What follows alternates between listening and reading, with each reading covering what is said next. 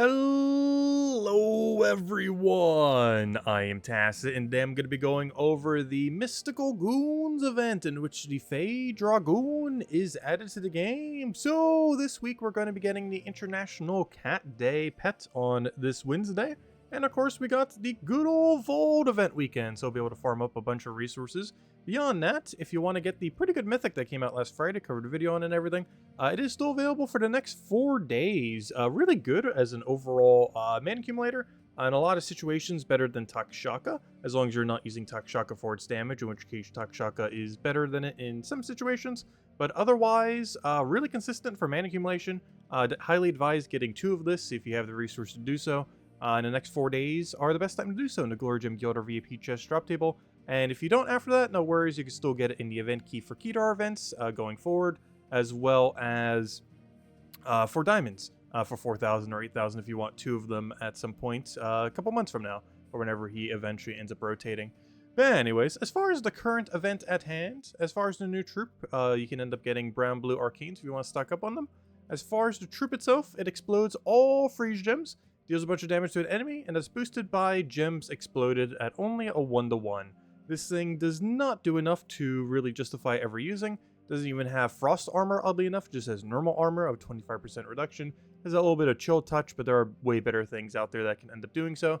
So for the most part, unfortunately, is not going to end up getting used. As far as the event key drop table is concerned, it is of course associated to Glacial Peaks, as it is a Glacial Peaks event week. With that being said, of course, that means all the Glacial Peaks drops will be available, except for the following. This includes the Blue Doom of Ice, only from Blue Dooms.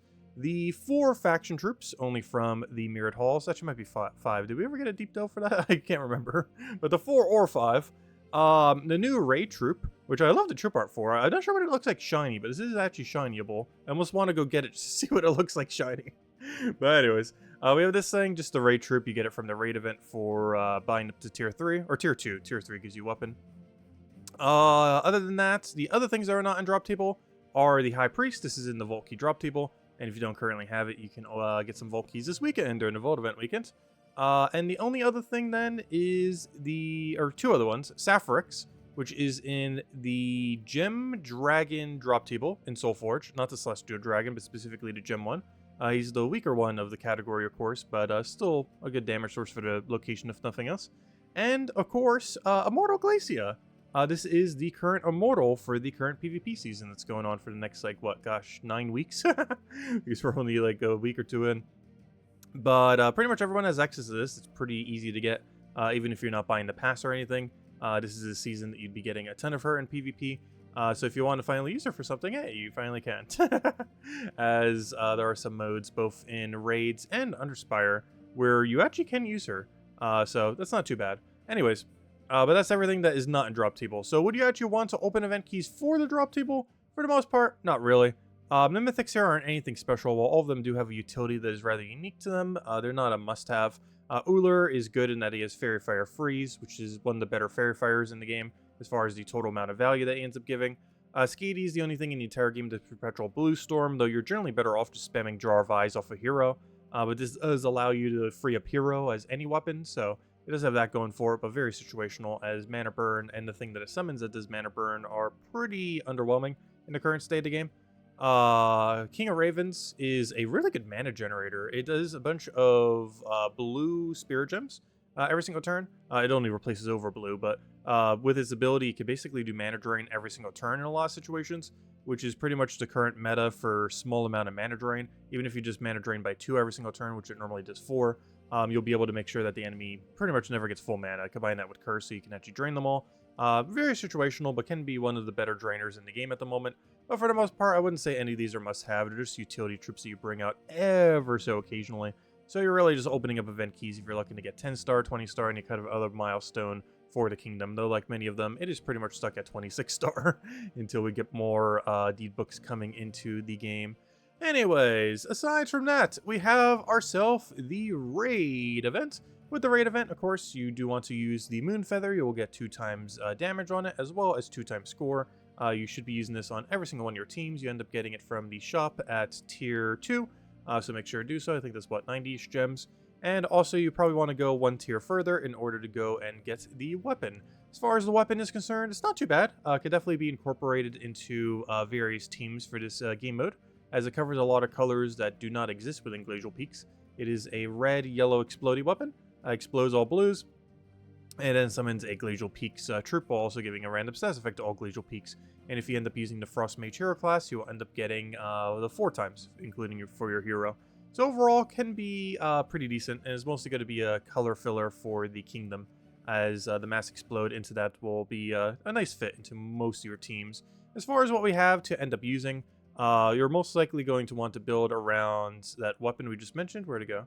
There it is. You're most likely going to want to end up utilizing a Moon Shard, and of course the pretty much required troop. And then we end up just building up from here. I don't believe we have access to a good Empower. We do have a blue convert, so we can end up using this as a mid-rarity option, and then basically just have one flex spot for whatever your damage source is, which if you're going for something really cheap, you can end up going as low as something like Immortal Glacia, and of course if you want to go something a little bit higher, honestly, you'd probably still go Immortal Glacia, because this doesn't really do damage. This can, but it's not the Celestial Dragon, so its amount of damage is not that great. So yeah, Immortal Glacia, I think, actually is the highest amount of damage you have. How upgraded you have it, of course, could vary this week. But given that it has 20% extra stats, and the fact that pretty much everyone should have this, given it's the current PvP season thing, building around something like this, and just going like some kind of basic blue banner attribute, we're not using here green, we could end up doing something like this, and boom, we got ourselves a team.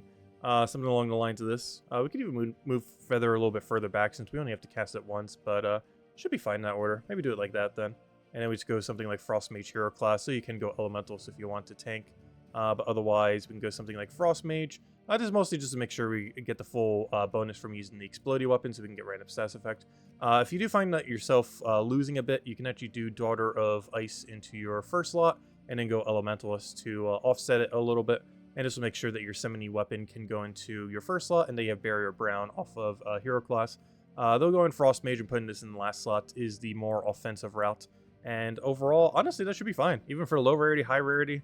And pretty accessible. The hardest thing to get would actually be Daughter of Time, but she is an event key drop table right now, so you can end up just getting her from there if you don't currently have her. And it's just a matter of fully trading her, though fully trading an Epic isn't too bad in the current state of the game.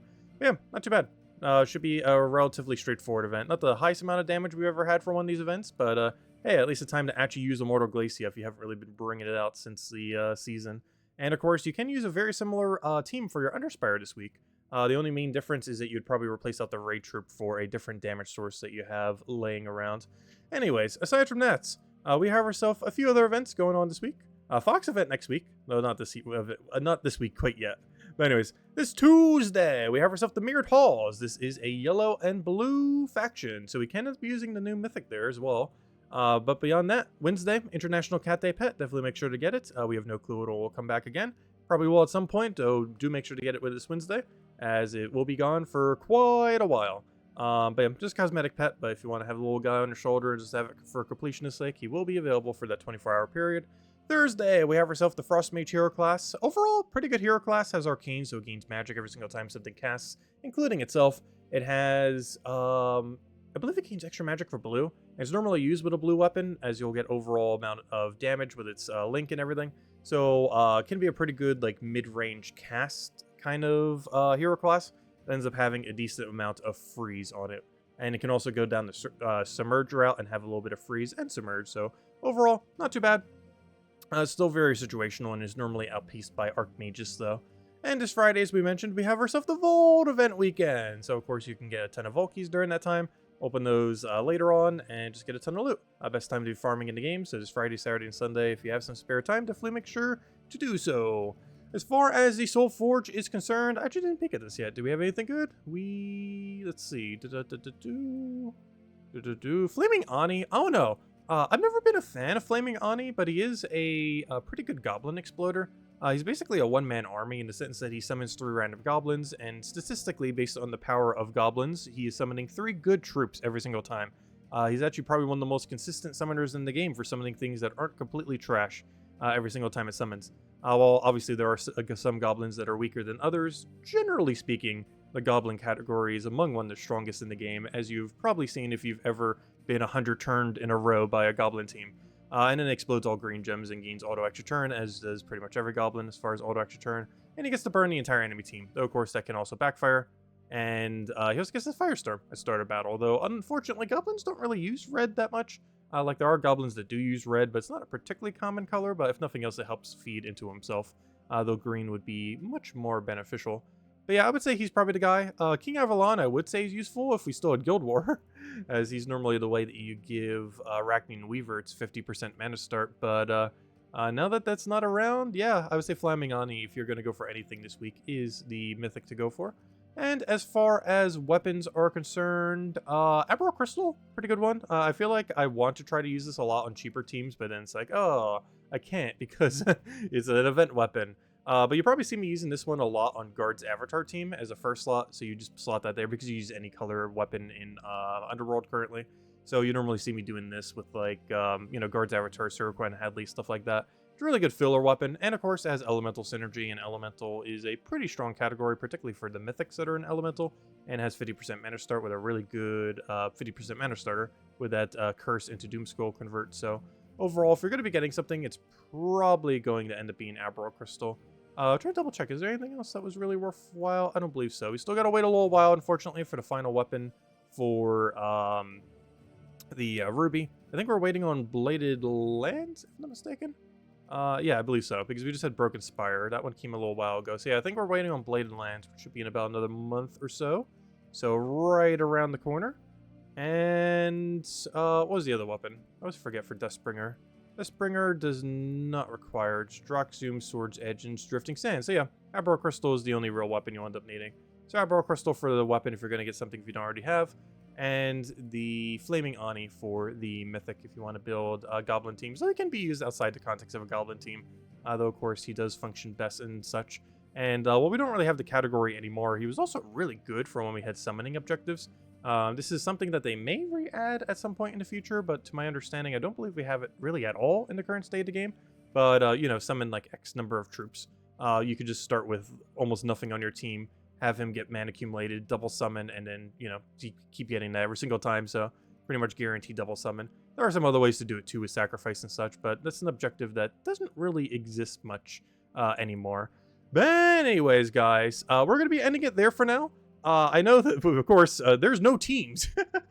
So one thing I kind of wanted to try with these videos, I'm not sure if we're going to do this permanently or just for a little bit of a short term, but just to get these videos out just a little bit earlier, we're not going to be covering any teams for the video. However, if you notice this description, about a day after the fact, there will be a bunch of teams there. So what I'm going to be doing is on our normal Monday night stream that we normally do every single day at 8 p.m. Eastern Standard Time, the Monday one, I'm going to start building all of the teams that we end up doing. So all the teams for all the various game modes, if we do a cheaper team, more expensive team, anything like that, we'll just have like the entire team list and make it all up on the stream instead of beforehand on the video. And then from that stream, we'll just go and copy paste all of those teams into the description here. So if you want to see them firsthand, we'll end up doing it during that. And otherwise, you can check on this video a little bit later, and it will have all the copy paste for all of the teams then. So we're going to try this for now. Hopefully it's not too much of an inconvenience, because for the longest time, we've always kind of covered them during the video. But, I don't know, I've just been struggling a little bit to get these videos out in like a timely manner recently. So at least for now, we're going to do it like this, and we might change it back, but let me know. Feedback's always greatly appreciated. And I will catch you guys later. Hope you have a wonderful week and a wonderful Volt weekend. Goodbye, everyone, and thanks for watching.